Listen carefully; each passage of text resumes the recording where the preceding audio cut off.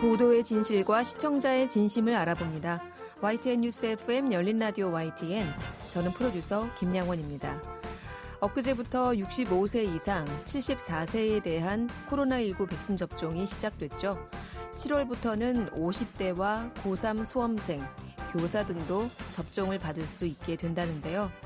이제 전 국민이 백신 접종을 하게 될 시기가 차츰차츰 다가오고 있는 것 같습니다. 하지만 아직 전체 접종률은 8%를 넘기지 못했다고 해요. 특히 아스트라제네카 백신에 대한 혈전 가능성, 이상 반응 등과 같은 우려가 끊이질 않는 것도 사실입니다.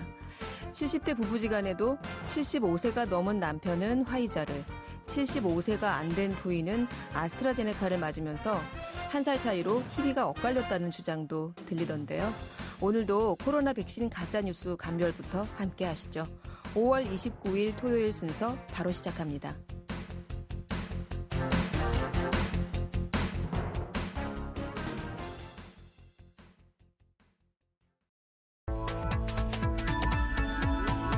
미디어가 전하는 이슈에 대한 다양한 분석과 팩트체크까지 바로 보고 뒤집어 보고 꼭꼭 씹어보기 위한 미디어 비평 프로그램 열린 라디오 YTN.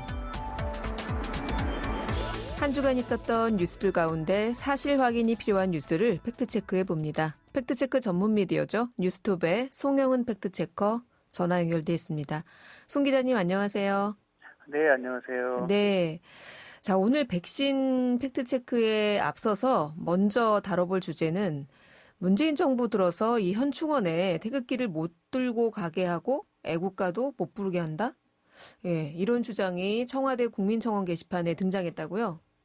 네, 저도 현충원 하면은 뭐 순국선열 당연히 태극기 이미지가 가장 먼저 떠오르는데요. 네. 그곳에 태극기를 못 가져가게 하고 애국가도 못 부르게 한다 이런 주장을 보고서 대체 이거 뭘까 하고 좀 궁금증이 먼저 들었습니다. 그래서 좀 확인을 해봤는데요. 네. 우선 청와대 국민청원 내용부터 살펴보니까 현충원의 애국가 태극기 금지를 공식 사과하고 거짓으로 국민을 우롱하지 마십시오. 이런 제목인데요. 이걸 게시한 분은 5월 4일 애국 국민 두 분이 태극기를 갖고 현충원에 갔지만 믿지 못할 안내를 받았다. 현충원에 태극기도 못 들고 가고 애국가도 못 부르게 했다. 이는 경건하지 못해서라는 안내를 받았기 때문이라고 설명을 했습니다. 네. 그리고 이렇게 태극기 반입과 애국가 부르기가 금지된 시점이 문재인 대통령이 취임한 2017년부터다라고 주장을 했습니다. 그리고 한 건이 더 있었는데요. 이 비슷한 주장을 담은 현충원 태극기 소지 입장 금지와 애국가 금지에 대하여라는 제목의 글을 올린 분은 태극기를 둘렀다는 이유로 입장을 거부당했다라고 했습니다. 네. 어떤 사연인지 일단 들어는 봐야겠어요. 네네. 예, 현충원 일단 이분들이 그 당시에 못 들어간 게 맞고요. 문제는 뭐였냐면 태극기 갖고 간 게 문제가 아니고 이분들이 들어가시는 그 복장 같은 그런 외양과 이 준비물이 문제였습니다. 네. 한 분은 온몸에 붕대를 감고요. 그 붕대 위에다가 지난 총선이 부정선거다라는 글을 막 쓰고요. 또 그런 시위할 때 쓰는 팻말 있잖아요. 부정선거, 총선 부정 이런 팻말을 들고 입장하려고 했었고요. 이렇게 입장을 하려고 하다 보니까 현충원 관리하는 측에서는 이 경건해야 현충원에 시위를 하러 오는 걸로 보신 거죠. 또 실제로 지난해 5.18 추모 행사에서요. 이 광주민주화운동이 북한한 집에 폭동이라고 주장하는 지만원 씨가 당시 추모 분위기에서 박수를 치거나 환호를 지르려고 종용하는 소동도 있었습니다. 네. 단순히 태극기를 몸에 두른 게 아니고 네네. 총선 부정선거 같은 글귀를 네. 온몸에 붕대를 감은 다음에 그 붕대 위에 쓰거나 네. 그 시위 편말을 들거나 네. 누가 봐도 이분도 네. 시위대 아닌가 이렇게 오해할 수 있었는데 네, 그런 모습으로 참배를 하는 분은 사실 보기 드물죠. 어렵죠. 네. 그런데 이 현충원에서 이렇게 입장객들에 대해서 입장이 된다 안 된다 혹은 이런 사람들은 입장할 수 없다라고 하는 근거가 있습니까? 네, 찾아봤는데 있습니다. 법률이 있는데요. 우선 현충원은 국립묘지 설치 및 운영에 관한 법률 적용을 받습니다. 이 국립묘지법 제20조에 보면 이 누구든지 국립묘지 경내에서는 가무, 유흥, 그 밖에 국립묘지의 존엄을 해칠 우려가 있는 행위를 하여서는 아니 된다. 다만 국립묘지의 경건함을 해치지 아니하는 범위에서 추모음악회 등 현충 선양 활동을 할 수 있다라고 규정하고 있습니다. 네. 그러니까 추모 정도의 음악만 가능한 거죠. 네. 그리고 국립묘지 관리소의 장은 제1항을 위의 항을 위반하는 행위를 하는 사람이 있을 때에는 이를 제지하거나 경외로 퇴거시킬 수 있다고 정의하고 있습니다. 그리고 또 태극기에 관한 법도 있는데요. 국기법이 있습니다. 이 국기법에 따라서 국민에게 혐오감을 주는 방식으로 태극기를 활용하는 경우도 현충원 이용을 제한하고 있습니다. 네. 국가묘지법, 대한민국 네. 국기법 이런 네. 관련 근거가 있군요. 네. 네. 그런데 이런 근거를 적용하는 현충원 측의 입장 거부가 다른 때는 안 그랬는데 현 정부, 문재인 정부 들어서 시작됐다. 이 주장은 어떻게 봐야 합니까? 예, 그건 틀렸습니다. 이 두 법률이 적용되기 시작한 게 일단 국가묘지법의 경우는 2008년 3월에 개정이 됐고요. 네. 이 국기법은 2014년에 일부 개정됐습니다. 그러니까 전부 다 이런 근거들이 현 정부 출범 이전에 만들어진 거고요. 그렇군요. 그래서 결국 정리를 하면 태극기 반입을 못하게 한 게 아니고 태극기를 이상하게 걸치거나 그 정치적 목적에 뚜렷해 보이는 외양이나 형태로 입장을 하는 것을 문제 삼은 겁니다. 그렇군요. 네. 자, 다음으로 팩트 체크해 볼 내용은 백신 관련이에요. 네. 가장 먼저 할 게 최근 요즘처럼 이렇게 정확한 정보, 정확한 언론 보도가 중요한 시기에 이 전문가 인터뷰 내용 중에서 틀린 정보가 있다는 지적이 소셜미디어에서 나왔습니다. 그래서 좀 확인을 해봤습니다. 지금 사실은 거의 모든 방송 뉴스에서 이 코로나19 관련한 의료 전문가들의 인터뷰가 뭐 거의 매 시간 나오고 있는데 네. 전문가 인터뷰에도 틀린 정보가 있다. 이건 네. 좀 심각한데요? 네, 두 분 다 의사셨고요. 네. 코로나19와 관련한 방송에도 자주 만날 수 있는 두 분인데 그래서 확인을 해봤습니다. 이 논란의 내용은 이 한 분이 한 신문 기사의 인터뷰 내용인데요. 이 정확하게 코멘트인데 백신 접종률이 낮아질 것에 대한 우려를 이야기하면서 네. 아스트라제네카 백신 항체 형성률이 70%가 채 되지 않는다. 50%가 아스트라제네카 백신을 맞아도 결국 35%밖에 예방이 안 되는 셈이다. 그러면 돌파감이 그만큼 많아질 수밖에 없다. 네. 아스트라제네카 백신의 항체 형성률, 또 예방률, 일단 어느 부분이 논란이 됩니까? 네. 아스트라제네카 백신의 항체 형성률이 70%가 채 되지 않는다는 가장 먼저 넣은 전제를 지적을 했습니다. 이 작용 과정이 뭐 박테리아, 바이러스, 기생충과 같은 새로운 병원체가 이제 몸 안에 체내에 들어오면 항원은 면역 반응을 일으켜서 항체를 생성하게끔 하는데요. 네. 보통 백신이 항원을 접하기 전에 미리 약화되거나 비활성화된 항원을 체내에 미리 투입해서 항체를 생성하는 원리로 만들어지고요. 그렇죠. 예. 그리고 이렇게 항체를 보유했다는 것은 코로나19 바이러스 감염 후 회복, 이에 대한 면역을 획득했다는 뜻이고, 이 때문에 이 항체 형성률이 높고 혹은 낮다는 것은 그만큼 백신 효과가 크고 작다는 그런 의미가 됩니다. 네. 그러면 이렇게 빠르게 접종률이 높아지고 있는 해외의 경우에 네. 아스트라제네카 백신의 항체 형성률이 얼마나 되나요? 네. 일단 지난 4월 15일 영국의 일간 가디언이 보도한 내용인데요. 네. 가디언이 화이자와 아스트라제네카 두 가지 백신을 접종한 고령층을 대상으로 진행한 연구입니다. 여기서 각 두 화이자, 아스트라제네카 백신 접종자는 약 5주에서 6주 후에 93%, 87%의 항체 형성을 보였다고 보도했습니다. 이 보통 두 차례 접종이 권고되는 화이자와 아스트라제네카 백신인데 이렇게 한 차례만 맞아도 고령층에서는 강력한 항체가 생기는 거 나타났다는 거고요. 네. 특히 코로나19 바이러스를 퇴치하는 T세포라는 게 있는데 이 T세포 생성률은 아스트라제네카 백신이 31%, 화이자가 12%였습니다. 아스트라제네카가 더 우수했죠. 그러면 항체 형성률이 당초에 한 전문가가 신문 인터뷰에서 70%가 채 안 될 거라고 얘기했던 아스트라제네카 백신은 실제 영국에서의 접종 그 상황을 집계한 결과 87% 정도로 네. 항체 형성률을 보였고 네. 또 더욱이 이 코로나19 바이러스를 퇴치하는 T세포라는 거는 아스트라제네카가 화이자보다 거의 2배 이상이네요. 네. 그리고 요거는 이제 지난주에 가장 또 최근에 연구 결과가 나왔고 이거는 고령층을 포함한 전체 백신 접종 대상자인데요. 네. 이 영국 유니버시티 칼리지 런던이라는 그 의학으로 아주 유명한 대학인데 네. 그 연구진이 잉글랜드와 웨일스에서 백신 접종자 8,517명을 대상으로 한 연구 분석을 했습니다. 네. 그랬더니 아스트라제네카 화이자 백신 접종받은 사람들의 96.42%가 1차 접종 28일에서 34일 후에 항체 생성됐고요. 네. 2차 접종 후에는 7일에서 14일 만에 99.08%의 항체가 형성된 것으로 나타났습니다.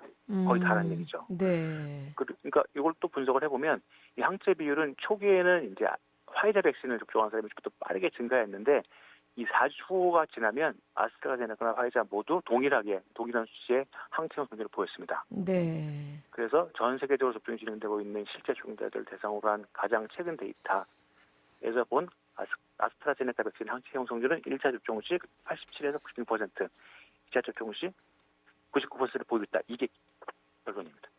그러면 아스트라제네카 백신은 네. 두 번을 접종하게 되면 99%면은 거의 뭐 대부분 네. 그 항체가 그런 형성이 된다고 돼서 보고 예방 효과를 보인다라고 추정할 수 있는 건데 네. 이 지금 말씀하신 항체 형성률이라는 것 말이에요. 네. 이게 이렇게 높으면 99%까지 네. 백신의 효과가 좋다. 뭐 이렇게 생각해도 되는 거예요? 네, 일단 좋다고 보는 건 맞는데 꼭 그런 건 아니고요. 네. 학교용이라도 한계가 있는데 일단 이 코로나 바이러스도 아직 1년, 2년이 채 연구가 안 됐고 이 이 백신도 아직 그 정도 기간이 안 되기 때문에 앞으로 미래에도 얼마나 이게 면역을 계속 가질 수 있을지는 아직 정확히 알 수 없는 상황입니다. 네, 그래서 이 때문에 언론에서는 항체 형성률도 보도를 하지만 좀 더 많이 쓰이는 그 용어가 있는데 이게 백신 유효성입니다. 백신 백신을 유효성. 그 백신 유효성이 많이 나오는데요. 이 백신을 접종받은 접종군이 백신을 접종받지 않은 대조군과 비교했을 때 코로나19가 얼마나 덜 발생했냐 이걸 비교하는 겁니다. 그렇군요. 이 수치가 최근에 많이 이견이 되고 있습니다. 네. 참, 그래서 이 결론은, 뭐, 화이자니 아스트라제네카니 백신의 종류에 따라서 뭐, 항체가 덜 형성되거나 효과가 떨어지는 건 아니다라는 결론이네요. 네, 그렇습니다. 네. 자, 마지막으로 하나 더 체크해 볼 내용은요. 이게 사실 우리나라에서 이번 주죠. 이번 주부터 아스트라제네카 백신이 65세 이상 고령층을 대상으로 지금 접종이 실시되고 있지 않습니까? 그러다 보니까 아마 이 뉴스가 좀 더 관심을 받았던 것 같은데 유럽이나 미국, 일본에서는 아스트라제네카를 퇴짜놨다. 이거를 어떤 매체가 보도했던데 이거 사실입니까? 이걸 제목을 뽑으셔가지고 더더욱 많이 보셨는데 네. 사실이 아닙니다. 지난 3월에 혈전 부작용이 이제 국가별로 나타난 상황이 있어서 일부 국가에서 일단 지켜보자고 해서 잠시 접종을 중단했던 상황들이 있고요. 그렇죠. 지금은 대부분 접종을 재개했습니다. 유럽 국가 중에 노르웨이, 덴마크만 아직 재개를 안 했고요. 네. 나머지 국가는 다 재개를 했는데 백신이 어느 정도 종류별로 어느 정도 국가들이 접종하고 있는 상황을 따져봤더니 아스트라제네카 백신이 전 세계 168개국, 화이자가 103개국, 모더나와 시노팜이 각각 49개국에서 지금 접종 중입니다. 네, 아스트라제네카 백신이 가장 많군요. 네. 그래요. 이게 아스트라제네카 백신이 혈전의 우려 때문에 접종이 중단됐다. 이 기사만 크게 보도가 됐고. 네, 혈전이 많이 나와요. 네, 각국별로 다시 점검한 후에 접종을 재개한 이후에는 사실 잘 보도가 안 된 것 같아요.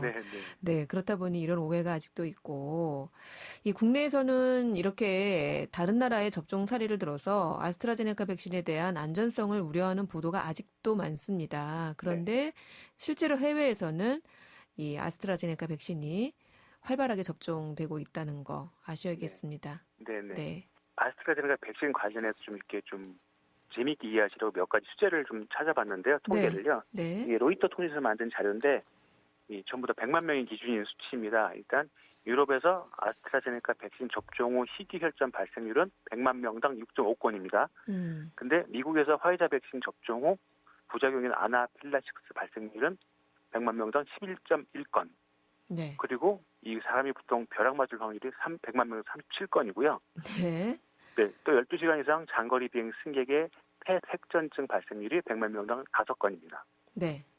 그다음에 미국에서 피임약 복용 여성의 혈전 발생률은 100만 명당 300에서 900건입니다. 많죠? 그다음에 미국 임산부 혈전 발생률이 100만 명당 500에서 2000건입니다. 정리를 하자면 이 혈전 발생을 기준으로 보면 아스트라제네카 백신보다 화이자 백신이 더 위험하고요. 또 코로나 백신의 접종보다 여성의 피임약 복용이나 이중 상태가 훨씬 더 위험합니다. 수치로는요. 그래서 결국 백신으로 인한 혈전 발생률은 벼락 맞을 확률보다 낮습니다. 이렇게 이해하시면 좀 좋을 것 같습니다. 이거 로이터에서 만든 거예요? 재밌네요. 네. 그래요. 혈전 발생이 백신 접종의 부작용이기는 하지만 벼락 맞을 확률보다 낮다. 네. 그렇군요. 네. 그리고 최근 백신 접종과 사망에 관한 인과관계가 추후 연구에 따라서 확인될 수는 있지만 이 현재로서는 이제 예방 접종 후 이상 반응으로 사망이 이렇게 집계되고 있는데요. 한국에서 접종자 10만 명 중 예방 접종 후 이상 반응 사망 사례가 아스트라제네카 백신은 2.62명, 화이자 백신은 2.71명입니다. 화이자가 더 많습니다. 그렇군요. 네. 그래요. 뭐 물론 벼락 맞을 확률보다 백신 맞고 혈전 발생될 비율이 현저히 낮다고는 하지만 네. 그래도 이게 나에게 발생했을 때는 확률 그렇죠. 100% 아닙니까? 네, 네. 예, 그렇다 보니까 모두들 우려하시는 것 같고요. 네. 자, 엊그제부터 65세 이상 74세 미만 고령자에 대한 아스트라제네카 백신 접종이 시작됐죠. 네. 75세 이상은 화이자, 또 미만은 아스트라제네카. 이렇게 백신 종류가 달라지면서 정말 웃지 못할 하소연들도 많이 하시던데, 앞서 우리 송 기자님이 점검해 주신 항체 형성률, 백신 유효성, 또 혈전 발생률 등에서 아스트라제네카 백신에 대한 오해가 좀 해소됐으면 합니다. 오늘 팩트체크 유용했습니다. 고맙습니다. 네, 감사합니다. 네, 지금까지 뉴스톱의 송용은 팩트체커였습니다. 진실을 전합니다. 진심을 다합니다. 시청자 여러분의 목소리에 귀 기울이는 YTN 뉴스 FM 열린 라디오 YTN 토요일 저녁 8시 20분에 방송됩니다. 한 주간 YTN 라디오에서 방송된 프로그램들을 모니터링하고 평가해보는 시간입니다. 오늘은 박은하 시청자평가원 전화 연결돼 있습니다. 평가원님 나와 계세요? 네, 안녕하세요. 네. 자, 이번 주에는 어떤 프로그램 모니터링 하셨나요? 네, 이번 주엔 그 YTN 라디오 대표 경제 프로그램인 이제 YTN 라디오 생생경제에 대해서 살펴봤습니다. 네, 개편 이후 매일 오후 3시부터 4시까지 방송되고 있습니다. 네, 생생경제 5월 봄 개편부터 시작 시간이 10분 앞으로 당겨져서 오후 3시 정각부터 방송되고 있죠. 자, 어떻게 들으셨어요? 네, 먼저 이제 개편 이후 이제 진행자가 전진영 아나운서로 바뀌었는데요. 전진영 아나운서는 베테랑 진행자답게 이제 개편 이후 새롭게 맡게 된 방송을 어색함 없이 차분하게 진행을 잘 이끌어갔습니다. 이제 이 프로그램에서는 이제 전문가의 답변을 명확하게 해석하려고 노력하고 이제 멘트를 다시 한번 정리해주는 역할을 톡톡히 해냈는데요. 예를 들어 이제 지난 5월 17일 방송의 경우 이 전문가가 제4차 국가철도망 계획을 설명하는 부분이 있었는데 GTX-D 그리고 GTX-B라는 비슷한 명칭의 노선이 반복되어 나오고 있기 때문에 이제 혼동이 올 수 있는 부분도 정확히 분리해서 다시 짚어줬고요. 이제 이날은 이제 광역 급행철도, GTX-D 노선 등 철도망 사업에 대해 정리해보는 시간을 가졌는데 이제 김포와 이제 인천의 본래에 요구한 내용과는 달리 이제 서울 강남권과 바로 연결이 되어지지 않았고 이제 김포에서 부천까지만 건설하는 노선이 공개되자 논란이 커졌던 사안입니다. 이제 이를 객관적으로 분석할 수 있는 전문가인 이제 유정훈 교통시스템공학과 교수와 인터뷰를 했는데 이제 정치적인 입장에서 사안을 바라본 게 아니고 이제 도시 교통 시스템적인 측면에서 국가철도망 공사에 대해서 설명했기 때문에 중립적이고 객관적으로 느껴졌습니다. 네, 전진영 아나운서의 진행력에 대해서는 일단 긍정적으로 평가를 해주셨고, 근데 이 경제 프로그램이다 보니까 경제 용어들도 나오고요. 또 그 내용도 경제에 특화된 것들이 많을 텐데, 들으면서 이런 부분들은 좀 어떠셨어요? 네, 이제 YTN 라디오 생생경제는 이제 개편 이후 기존보다 이제 더욱 국민들의 생활과 밀접한 관련되어 있는 내용들을 중심 주제로 다루려고 하는 노력이 보였습니다. 예를 들어 이제 양심 추적 끝까지 간다라는 코너에서는 보이스 피싱 같은 금융 사기 문제나 또 이제 납세 환경 조성의 필요성과 구체적인 대안 등을 이제 청취자들에게 설명하는데요. 실생활에서 도움이 될 만한 정보들을 제공하는 코너를 구성했다는 점에서 긍정적으로 평가하고 싶습니다. 네. 네, 5월 18일 이제 화요일에 방송된 금융감독원 코너는 이제 보이스 피싱에 대해서 재차 다루었는데 실제 보이스 피싱 녹취 파일을 이제 준비해서 청취자들에게 들려준 점이 이제 방송의 몰입감을 확실하게 높였다고 생각합니다. 이제 흥미 위주의 사례 제공뿐만 아니라 보이스 피싱 사례에 대해 명확히 판단할 수 있는 근거도 제시해서 경계할 수 있는 기회가 생겼었고요. 예를 들어 이제 보이스 피싱인지 아닌지를 판별하는 법, 혹은 이제 돈을 이체했을 때의 대처 방법이라든지 코로나19 장기화로 인해 저금리 대출에 대한 보이스피싱 사례가 늘어났다고 하는데 방송에서 다룬 내용들이 곧바로 현실적인 도움이 되는 내용이었습니다. 네. 자, 네네. 하지만 이제 여기서 녹취 파일의 출처를 바로 이야기하지 않았고 이제 인터뷰 중에 명시하였는데 녹취 파일이 들렸을 때나 바로 앞뒤 시간을 할애해서 연결되도록 명시해 주는 게 좋을 것 같다는 생각입니다. 네. 그 실제 걸려온 보이스피싱 그 전화 내용을 방송 중에 바로 들려줬는데 이제 그 부분에 대한 말씀을 해주신 것 같고요. 그렇습니다. 오늘은 YTN 라디오 생생경제에 대한 개편 총평 시청자 평가원의 의견으로 들어봤습니다. 오늘 말씀 잘 들었습니다. 네, 고맙습니다. 네. 지금까지 박은하 시청자 평가원이었습니다. 열린 라디오 YTN에서는 시청자 여러분의 목소리를 듣습니다. 참여 신청과 의견은 유료 문자 샵 0945, 우물정 0945나 YTN 라디오 프로그램 열린 라디오 YTN 게시판을 통해 남겨주세요. 뉴미디어 트렌드 함께해 주실 분이죠. 콘텐츠를 사랑하는 분이십니다. 뉴아이디의 김조한 이사 전화 연결돼 있습니다. 이사님, 안녕하세요. 네네네. 네. 자, 이번 주에는 어떤 뉴미디어 트렌드 갖고 오셨어요? 최대 OTT 서비스인 넷플릭스에 대항하기 위해서 미국과 프랑스에서 미디어 기업들이 합병하는 이슈가 있습니다. 네. 콘텐츠 거대 공룡들이 회사들이 어떻게 합병했고 향후의 전략은 어떤지 한번 얘기를 해보려고 합니다. 우리나라뿐만 아니라 전 세계의 OTT 서비스 가운데 가장 많은 가입자를 보유하고 있는 넷플릭스죠.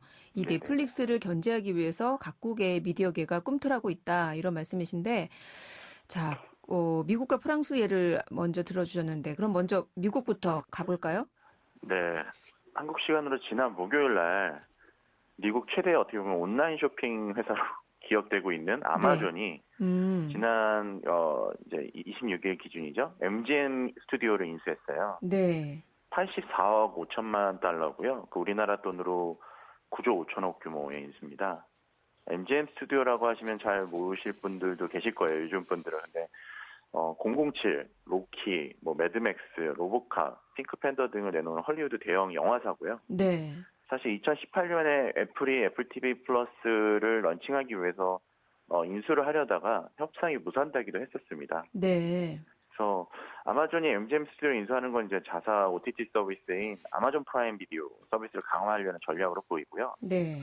아마존 프라임 비디오 회원은 약 1억 7,500만 명이라고 해요. 그래서 이제 이게 보통은 넷플릭스나 다른 서비스들은 미디어를 집중적으로 그것만 바라보고 진행하는 게 비해서 쇼핑과 미디어의 결합을 계속 바라보고 있고요. 네. 그래서 이제 비디오 서비스 때문에 쇼핑을 더 하게 되거나 쇼핑을 하다가 비디오 서비스를 보면서 계속 사용자들이 머물게 하는. 최근에 대한민국에서는 이제 쿠팡이 아마존과 같은 전략으로 쿠팡 플레이를 내놓은 것과 마찬가지로요. 네. 이쪽을 어떻게 보면 강화하려고 보이고 지금 현재 프라임 가입자가 한 2억 명 정도 됩니다. 그러니까 비디오 사용자는 그거보다 좀 못 미치는데 2억 명 정도 되는데 이제 전 세계로 따지면 2등 정도 되거든요. 네. 넷플릭스 다음으로 일부 중국을 제외한다면 근데 더 늘어날 걸로 보고 있고요. 현재 미디어 플랫폼들은 자신들만의 캡티브 스튜디오를 확보하려고 열을 올리고 있어요. 예를 들면 디즈니 플러스는 디즈니랑 마블, 폭스라는 스튜디오가 있죠. 네. 그 스타즈는 라이온스 게이트를 갖고 있고요. 그다음 파라마운트 플러스는 파라마운트, 그리고 피콕은 유니버셜 스튜디오, HBO 맥스는 워너브라더스를 가지고 있습니다. 네. 근데 굉장히 빅네임이라고 얘기하는 넷플릭스랑 아마존만 이제 어떻게 보면 그런 스튜디오를 갖고 있지 않거든요. 아마존은 물론 아마존 스튜디오를 갖고 있지만 저예산 영화들을 제작하는 어떻게 보면 독립영화사라고 볼 수 있고요. 네. 그래서 빅네임이 없다 보니까 제작하는 데 있어서 사실은 좋은 IP라든지 가성비를 찾기 어려운 부분이 있습니다. 그래서 최근에 넷플릭스 같은 경우는 향후 5년간 소니와 공급 계약을 맺기는 했지만 독점도 아니고 자사 스튜디오도 아니기 때문에 이런 부분에 어려움을 느꼈는데 아마존은 이제 MGM을 인수하면서 자신만의 캡티브 스튜디오를 확보했다고 볼 수 있을 것 같습니다. 그래서 저희는 이제 아마존도 있지만 넷플릭스가 향후에 혹시 소니와 같은 스튜디오를 인수하는 것도 고려하지 않을까 이런 것도 지켜보는 것도 재밌을 것 같습니다. 캡티브 스튜디오라고 말씀하셨는데 이게 전용 스튜디오를 얘기하나 보죠? 그렇죠. 예. 네, 전용 이를테면 뭐 영화 제작소 이렇게 생각하면 될까요? 자신들만의 영화를 제작해 줄 수 있는, 그러니까 자신들의 컨텐츠를 독점적으로 공급해 줄 수 있는 스튜디오라고 보시면 될 것 같습니다. 네. 아마존 말고 또 이렇게 움직임이 있는 미디어 기업이 있습니까? 미국의 통신 기업인 AT&T가 자회사로 워너비디오를 가지고 있습니다. 사실 이제 워너비디오는 워너 브라더스, 워너 그룹을 예전에 한 5년 전에 인수를 했었거든요. 네. 근데 사실 이제 17일 날 워너미디어를 기업 분할하면서 우리에게는 또 이제 디스커버리는 많이 알려진 의류 브랜드로도 좀 알려져 있지만 네. 굉장히 큰 미디어 그룹인 디스커버리 채널과 합병을 시켰어요. 네. 그래서 새로운 미디어 회사를 만든다고 발표를 했고요. 아직 이름은 어떻게 될지는 결정이 안 됐지만 이 새로 설립된 미디어 그룹이 하나로 약 150조 원의 가치를 가질 걸로 예상되고 있습니다. 네. 넷플릭스와 디즈니 플러스가 이제 양대 성맥을 가지고 있고 이제 아까 얘기했던 아마존까지 치고 오는 상황에서 통신사인 AT&T가 이제 워너미디어만으로는 어렵다라고 생각을 한 거죠. 그래서 이제 HBO 맥스를 강화시키는 거, 그리고 디스커버리도 디스커버리 플러스라는 OTT 서비스를 유럽이랑 아시아 중심으로 서비스를 하고 있었어요. 네. 그래서 HBO 맥스와 디스커버리 플러스가 합쳐지는 OTT가 합병되는 그림으로 갈 거란 얘기고요. 눈으로 보이는 가입자만 5,500만 명이 넘습니다. 그래서 이제 이 부분을 이제 어떻게 보면 4등이죠. 디스커버리와 워너미디어가 어떻게 넷플릭스, 디즈니 플러스, 아마존을 따라잡을지에 대한 것도 지켜보면 좋을 것 같고요. 그리고 이거는 사실상 통신사가 네. 이런 미디어 사업을 집중할 수 없다라는 거를 반증하는 결과일 수도 있습니다. 왜냐하면 AT&T가 사실 미디어 사업을 포기한 거거든요. 그래서 이런 부분도 나중에 이제 저희는 계속 이제 비슷한 회사들이 있잖아요. 그렇죠. 그런 부분도 지켜보는 것도 재밌지 않을까 생각하고 있습니다. 앞서는 이제 워너하고 디스커버리 얘기를 하셨는데 HBO 맥스라고 또 뒤에 표현하셨잖아요. 네, 그러니까 워너미디어가 가지고 있는 OTT 서비스가 HBO 맥스고요. 디스커버리가 가지고 있는 OTT 서비스가 디스커버리 플러스입니다. 사실 이제 그렇게 합병하는 이유는 네. 지금 방송 채널을 더 열심히 하겠다 이런 개념이 아니라 OTT 서비스를 강화하겠다라는 것들이거든요. 그리고 HBO 같은 경우 북미나 남미에서 이제 굉장히 강한 풋프린트 시장 점유율을 갖고 있는데 반해서 네. 유럽이나 아시아 쪽은 조금 둔감한 건 사실이에요. 그래서 디스커버리가 또 그런 쪽에 또 많이 집중을 하고 있는 부분이 있어서 서로 간의 시너지가 나지 않을까 생각하고 있습니다. 네. 이렇게 지금까지 크게 두 덩어리 미국 내에서 일고 있는 미디어 기업 합병 소식을 전해주셨는데 이런 궁금증이 생겨요. 대체 OTT 시장 규모가 어떻길래 이렇게 너도나도 OTT에 사활을 거나. 글로벌 얘기를 잠깐 드리면 전 세계 OTT 시장 가입자 규모가 한 6억 명 정도 됩니다. 네. 올해만 벌써. 그리고 2026년까지 15억 명이 될 거라고 예상을 하고 있어요. 거의 2.5배 증가할 거라고 보고 있는데 이 시장을 지금 넷플릭스한테만 주기는 어렵다라고 해서 모든 미디어 회사들이 이제 뛰어든다고 보시면 될 것 같고요. 네. 말씀하셨던 미국 OTT 시장 규모로 보면 부동의 1위 넷플릭스가 뭐 전 세계에는 유약 700만 명 정도 가지고 있고 그러니까 미국에서 서비스를 하고 있지만 실제로 이제 해외 가입자가 더 많아진 상태입니다. 네. 그리고 아마존은 미국, 독일, 그리고 프랑스, 그다음에 일본 중심으로 하고 있는데 이제 인도도 좀 열심히 하고 있는데 1억 7,500만 명이고요. 네. 3위가 이제 디즈니가 이제 1억 5,900만 명. 네. 정도 되고 있습니다. 그래서 워너미디어랑 디스커버리 아까 말씀드린 것처럼 한 5,500만 명 정도 되고 있고. 그래서 사실은 이제 이게 미국만의 싸움이 아니게 된 게 넷플릭스는 미국에서 가입자가 이제 더 이상 늘어나지 않을 거라는 전망이 나오고 있고요. 네. 왜냐면 너무 많은 가입자를 이미 갖고 있거든요. 볼 사람들은 다 보고 있고. 네. 그거 외에 이제 추가로 뭘 더 가입할 거냐의 싸움을 하고 있는데 이제 넷플릭스는 이제 해외를 보고 있고요. 네. 이제 해외를 보고 있는 가입자가 계속 늘고 있으니까 아까 얘기했던 것처럼 워너미디어의 디스커버리 플러스 이런 회사들도 해외를 보기 위해서는 자신들만 힘으로 부족하니까 자꾸 이제 손을 잡기 시작한 거라고 보시면 될 것 같아요. 네. 말씀 들어보니까 이게 2026년이면은 이제 앞으로 한 5년 남은 거 아니에요? 네. 5년 후에는 현재의 OTT 가입자 수가 지금보다도 거의 2.5배가 증가한다고 하니까 이 OTT 시장이 그야말로 업계에서는 블루오션이네요. 그렇죠. 그렇습니다. 이렇게 넷플릭스가 압도적이긴 한데 보통 기업 합병이라는 것을 뭐 규모의 경제 이렇게 이런 원리에서 보면은 그게 맞다 이렇게 얘기를 하잖아요. 네네. 그런데 이렇게 2억 명이 넘는 가입자를 가진 넷플릭스에 대항하기에는 지금 말씀해 주신 이런 2위, 3위 업체들의 이런 기업 합병이 좀 과연 가능할까? 뭐 계란으로 바위치는 거 아니야? 이런 생각도 드는데 그럼에도 불구하고 이렇게 계속 합병을 하면서 덩치를 키워서 OTT 시장에 덤벼드는 게 맞습니까?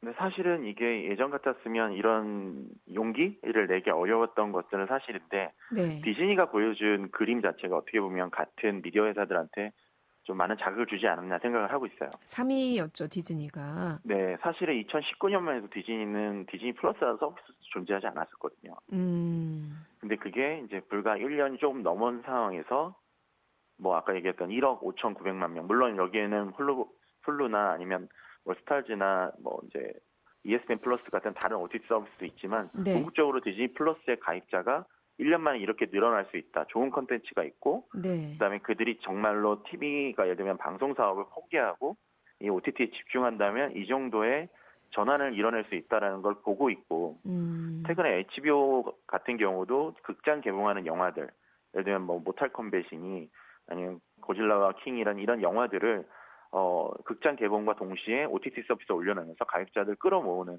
것들을 하면서 네. 이게 가능성을 보기 시작한 거거든요. 이거 우리 이것도 할 수 있겠다. 네. 라는 부분 때문에 지금 투자하지 않으면 넷플릭스가 처음에 런칭하고 컨텐츠를 수급하러 다닐 때 미디어 회사들은 그들을 무시하고 그리고 이게 성공하지 못할 거라 생각을 했어요. 근데 어떻게 보면 저희가 뭐 비트코인을 100만 원대 투자 못한 게 지금 후회되는 것처럼, 네. 그때 자기들이 시작했으면 지금 이 정도의 가치, 예를 들면 전 세계 뭐 지금 디즈니를 제외하고는 넷플릭스의 기업 가치를 넘어서는 회사가 존재하지 않거든요. 네. 근데 그런 불과 10년 전에 그런 미디어 비즈니스를 스트리밍 서비스를 하겠다고 했을 때 본인들이 시작했다면 이런 계속 생각이 들기 때문에 지금도 늦지 않았다고 생각을 하는 것 같아요.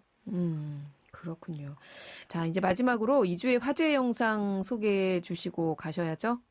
네. 네. 정말 많이 소개해 드리는 것 같아요. 왜냐면 워낙 화제가 많이 돼서 그런 것 그렇습니다. 같은데요. 이번 주 네. 뭐 단연 화제였죠. 버터 들어보셨나요? 네. 빌보드 어워즈에 처음 공개됐었는데. 네, 들어도 보고 봤습니다. 뮤직비디오를. 그래서 이제 저희가 이제 아미가 된 게 아닌가라는 생각도 좀 들고 있거든요. 전 국민의 아미화. 공개되자마자 뭐 하루도 안 돼서 유튜브 조회수 신기록을 세웠다죠? 21시간 만에 1억 뷰를 돌파했습니다. 이게 기록이었고요. 네. 그리고 그러니까 그것도 그전 기록도 이제 본인들이 세웠던 다이너마이트 기록인데 그걸 본인들이 깼고, 네. 또 97시간이 지나지 않았는데 2억 뷰를 돌파했어요. 이것도 이제 다이너마이트 갖고 있던 기록이었어요. 그래서 그렇군요. 이제 2억 뷰를 돌파하는데 뭐 예전에는 108시간이 걸렸는데 이제 97시간이 줄어든 거고요. 네. 그리고 이제 뭐 그냥 단순히 유튜브뿐만 아니라 사실은 유튜브에서 잘 되는 거 플러스 이제 스트리밍 서비스에서 얼마나 재생되느냐가 중요하거든요. 이것도 매출에도 직결이 되니까. 네. 근데 스포티파이가 전 세계에서 제일 많은 음악 스트리밍 서비스인데요. 네. 하루 만에 총 2,090만 회가 스트리밍 됐다고 합니다. 기네스 기록만 한 5번 바뀌었다고 해요. 프리미어라고 하죠. 이제 최초 공개 네. 때 나온 그 영상 뷰수가 400만 뷰 거의 가까이 됐었고, 야. 24시간 최다 뷰수가 1억 800만 뷰. 네. 그리고 K-팝 그룹 뮤직비디오 24시간 최다 뷰수, 그리고 스포티파이 역사상 최다 스트리밍 데뷔 1,100만 뷰거든요. 그러니까 스트리밍이거든요. 네. 그래서 전 세계 스포티파이 최다 스트리밍된 그룹으로 선정됐어요. 뭐 그냥 신기록을 그냥 족족 그냥 깨고 있군요.